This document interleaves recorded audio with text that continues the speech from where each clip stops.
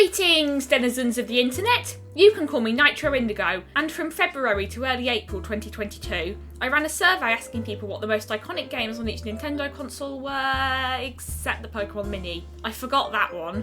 Why Nintendo? Because that's what I'm most familiar with.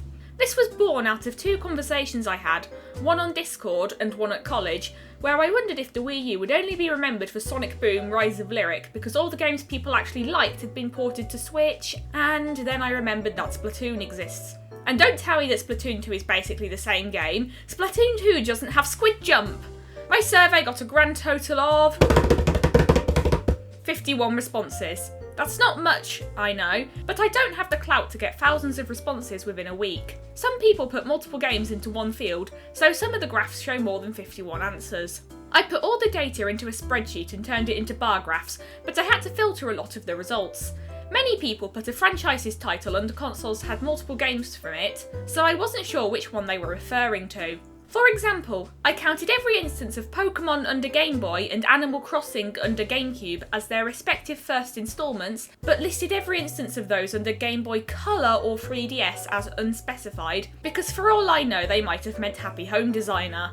On the other end of the spectrum, a few people put Mario Bros under NES. They might have meant Super Mario Bros, but that's also the title of a different game, so I counted them separately. Finally, I omitted every response that listed a game under the wrong console.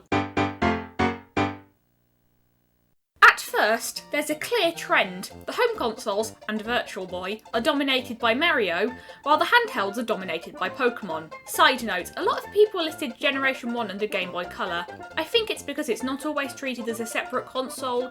There are plenty of Color games you can play on the original. There's a sudden change once we get to the GameCube. The winner isn't a Mario game, it's Super Smash Bros. Melee, which makes sense. It's pretty much the only sequel on the console that wasn't criticised for deviating too much from the standard upon release, and its competitive scene is still popular to this day. The DS, 3DS and Switch are the only consoles where the winner isn't the best selling. The latter's version of Breath of the Wild got the most votes of any game in this survey, with 31, but only 2 people listed it as a Wii U game, and both of them put Zelda games in pretty much every field.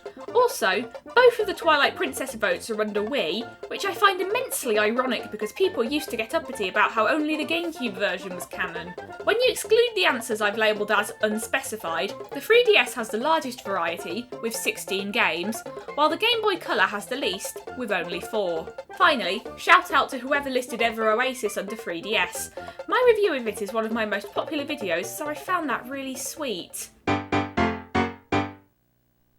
the last field, I asked people to list any iconic games they could think of on other consoles. I didn't put the responses into a graph because they're not part of the meat of the survey, but I still noticed some trends. Only 3 people mentioned the Sega Saturn, and all of them listed Knights.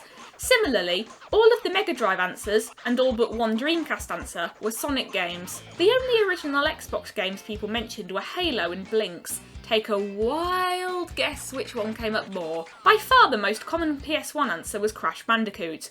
To close off this video, here's a montage of the funniest responses.